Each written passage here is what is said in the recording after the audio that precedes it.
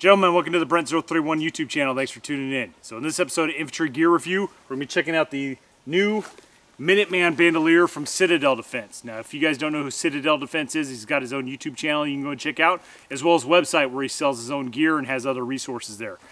Good dude, I've talked to him before. He also has been a participant in some of the gear contests that I've had in the past where you had to lay out your gear loadouts for inspection, and he's always done pretty well.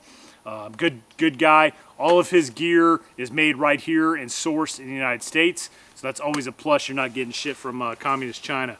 So let's talk about this bandolier. So my understanding from what he's told me is that he wanted to make an improved design on the USGI bandolier. So I've got one of those right here so you guys can see what I'm talking about. Now this is one of the older Molly 2 Woodland USGI bandoliers. I've seen these in multicam as well as Coyote, and they all seem to be very similar in design. These were specifically designed for the older USGI aluminum Stenag magazines, 30 round magazines, but you can still get PMags in there. The fit's a little bit tighter for the PMags, but they still work. But it's a very basic design, guys. It does what it needs to do. It's a bandolier. This one right here is, has buttons so that it can connect into other pieces of gear, but it's very basic. And you can find these on the surplus market. If this finds you wanting a little bit more, well, let's look at the Citadel Defense bandolier, because that's what he intended to do. He wanted to step up the bandolier design and give it some additional features, make it a little bit more applicable in different situations, and a little bit more universal. So let's take an up-close look at this. Thanks for watching. At first glance, it looks like the old USGI bandolier, but it's got a lot more upgrades, okay? First and foremost, the strap. Let's talk about that. You guys can see how much length it actually has. So it can expand pretty far for whatever reason. If you guys need that extra length, you've got it, okay? A lot more than the old original USGI one.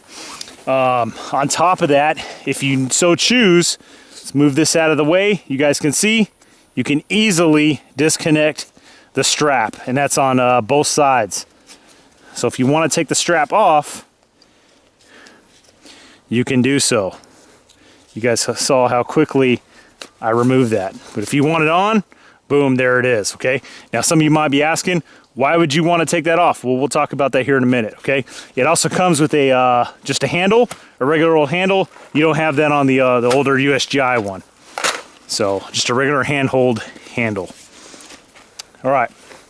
Now, the reason you can remove the strap is because it has MOLLE webbing on the back, which you don't have on the older surplus USGI one. I think some of the newer bandoliers have that, but regardless, this one has MOLLE webbing, as you guys can see, which enables you to get stuff like this, okay, so that you can attach it to any type of gear that has MOLLE PALS type webbing on it, whether that be a chest rig, any type of web gear, a pack, whatever the case may be. This will enable you to attach this bandolier to that webbing, no problem, which enables you to have these 3 magazine pockets. So let's talk about the magazine pockets. So the old bandolier secured with buttons, and they were essentially designed for these aluminum Stenag magazines. So if you had magazines like this that had Magpul pulls on there, you're not securing that sucker, right? These Magpul PMags, it can secure, but it's a lot more tighter fit, and you got to work it a little bit, but eventually you can get it in. With these magazine pouches, absolutely no problem. I've got 3 different styles of magazines in here. I've got HK style magazines. One of them's got a Magpul pull on there. I've got aluminum Stenag magazines. And I've got PMags in there, and they fit no problem.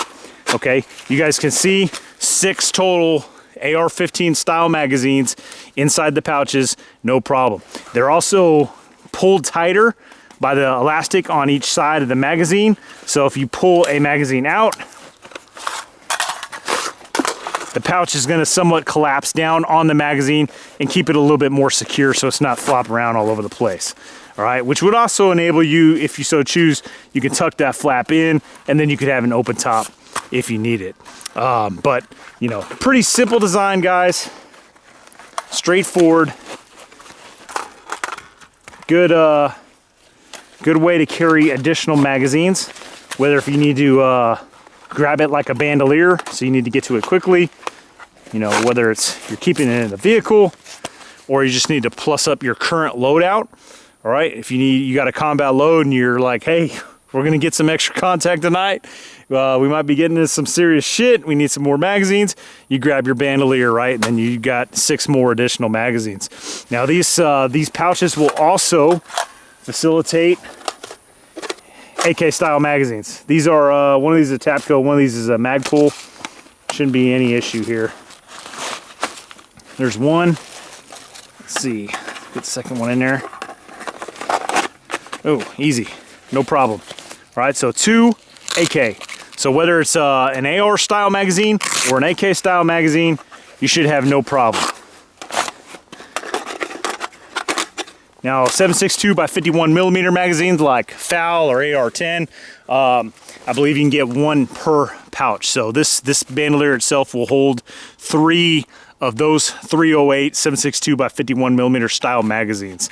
But as far as AR-15 is concerned, or AK is concerned, you can do 2 each.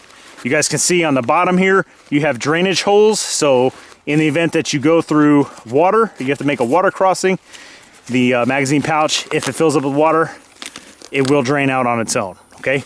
On the bottom here, you have, you know, some webbing. So if you need to attach things, let's say something maybe that needs like a carabiner, all right, you can do that. You can attach a carabiner to those. Again, that webbing's on all 3 pouches on the bottom there.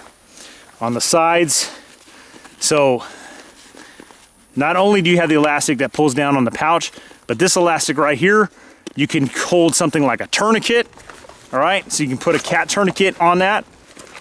On the opposite side, you can stick chem lights in those loops, all right? So if you want to put some like IR chem lights or regular chem lights, you can absolutely do that. So very, very good, well constructed 500 denier material, nylon material. Definitely an upgrade from the standard USGI style bandolier. So looks like a well-constructed piece of kit, guys. To me, I have no reason to believe that this is going to fail you. Stitching looks pretty good.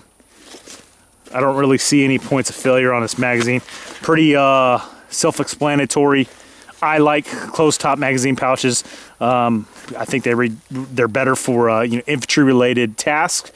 You know, because we have a tendency of being in the dirt and doing a lot of crawling and moving and going over shit. And magazines fall out when you have open-top magazine pouches. So, as far as infantry-related gear is concerned, I'm a big proponent of closed-top magazines, and same with the bandoliers. So, yeah. So that's the Citadel Defense bandolier, guys. Let me know what you think. I'll have the information of where you guys can find this particular product in the description box, as well as the pinned comment. Well, that's it, gentlemen. That completes my review of the Citadel Defense Minuteman Bandolier. If you're liking what you're seeing, don't forget to check out my channel and subscribe. I've already done several gear reviews in the past, and I'm planning to do several more in the future, and I hope you guys are liking the Infantry Gear review series. Thanks for watching. Don't forget to leave a comment.